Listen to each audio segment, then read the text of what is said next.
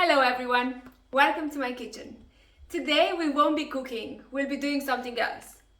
I don't know how many of you are aware, but I have an online shop where I sell my handmade candles. So I was thinking of showing you how I make a candle. What do you think? Come with me. Okay, so for this candle we need a mold. This is the statue that I made the mold after, but I'll show you how to make a mold in another episode. It's a Venus statue. It looks really beautiful. So this is the mold. We need a wick. This is a non-waxed cotton wick. I also have a needle, so I can insert the wick into the mold. I'll show you how. Once that is done, I'm going to use these elastic bands to keep the mold in place and to keep the wax inside the mold, basically. We have the wax. It's a paraffin wax. It comes in blocks like this. It's like butter. We also have some candle dye. I chose gray because gray looks really nice on statues. You'll see. Also I have an oil binder. I'm going to use a fragrance, so this binder helps keep the fragrance strong. I'm also using something to stir the wax with, as well as something to pour the fragrance on the scale. I'll show you. Usually I use wood skewers. I also have a thermometer, a scale to measure the fragrance, a glass, small glass, and here I have the fragrance. I chose a pomegranate noir fragrance. I really like how this smells. Oh, and I always use a mask when I make any candles, just to make sure that I don't inhale any fumes from the wax or from the fragrance. So let's get to work. Okay, so I have this aluminum jug that I always use to melt my wax. So I'm going to take this piece of wax and just put it in, and we'll wait until it melts. Okay, so while that is melting, let's prepare our mold. So I have this needle here that will help me to get the wick in. I'll show you if I can get this through. Of course, now that it's on camera, it's not working that easy. Okay, so I made a little hole here,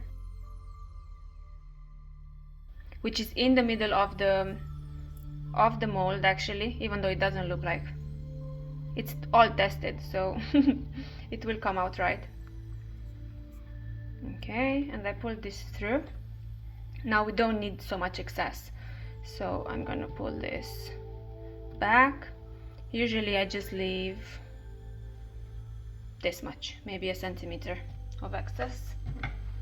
Okay, so I'm gonna cut this off.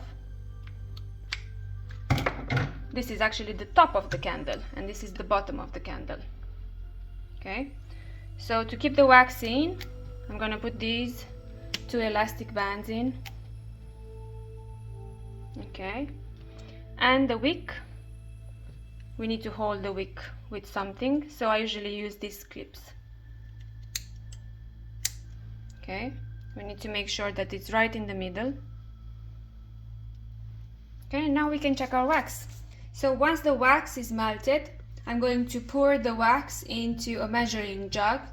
I know that this candle can hold around 100 milliliters of wax, so that's what I'm going to pour.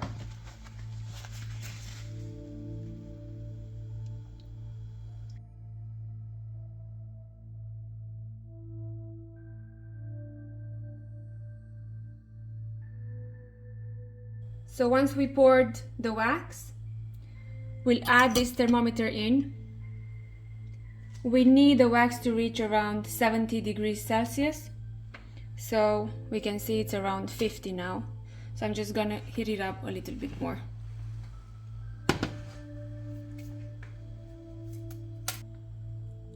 So once it reaches 70 degrees Celsius, I'm going to add the oil binder. I usually add just one little pearl like this per candle, so I'll put that in. Now it's also time to add the color. So we said we'll be using gray. Now it really depends on how gray you want the candle to be. You can add a little bit less or a little bit more. It's really up to you. Okay, so now we stir that in to see how the wax is changing color. It has a really nice gray now.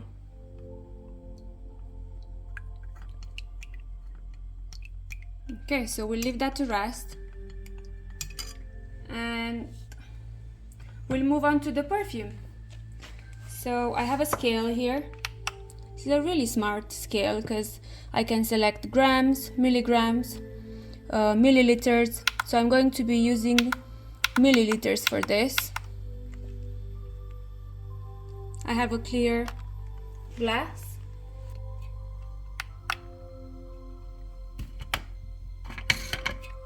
Okay, so to pour easily from a big bottle into a small little glass, I usually use this wooden skewer, and I'll show you how I do it.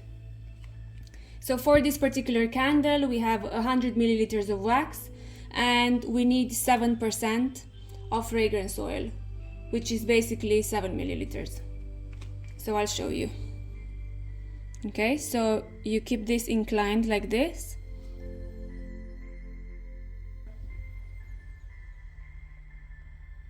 Until 7. Nice. Okay, make sure that you don't spill any of the fragrance, as it's quite toxic and it melts plastic. So here's the fragrance. What I'll do, I'll just pour it in the wax.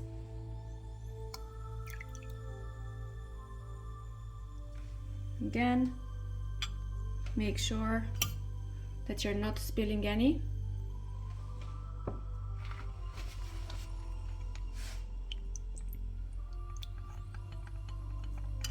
We can remove the thermometer and we mix the fragrance really well into the wax. And we know it's ready as the wax is quite clear.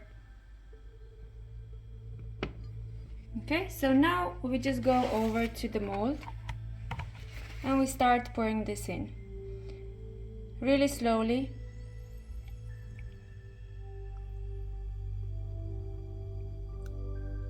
Until it reaches the top.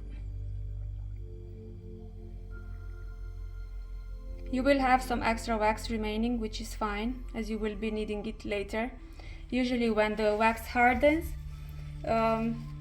it contracts.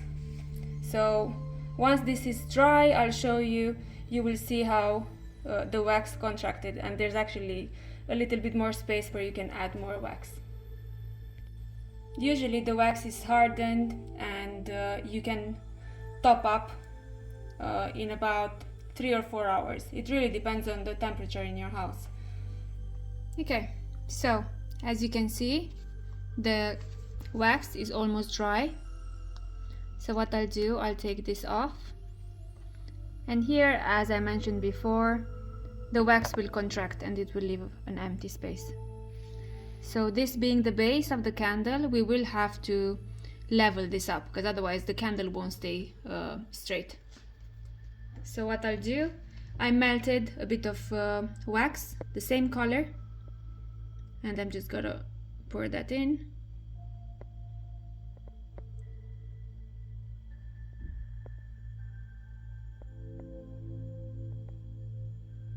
Okay, it should be nice and level now. So we'll leave that to dry and then we can remove the candle from the mold. Okay, so the candle is dry now and it's ready.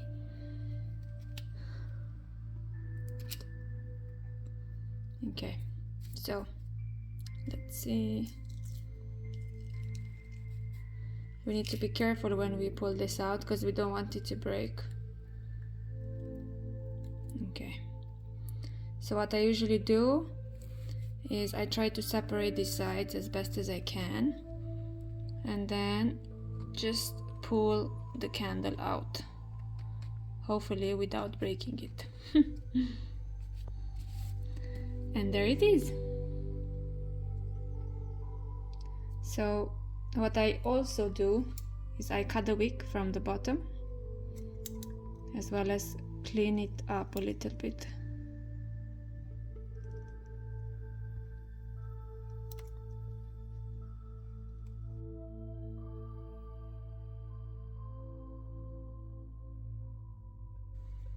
So I cut the wick from the bottom, I cleaned it up a little bit, and usually I tend to cut this wick a little bit shorter.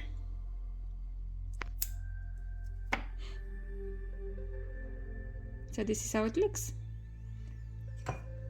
This was the original, the statue, and this is the candle. They're pretty similar, isn't it?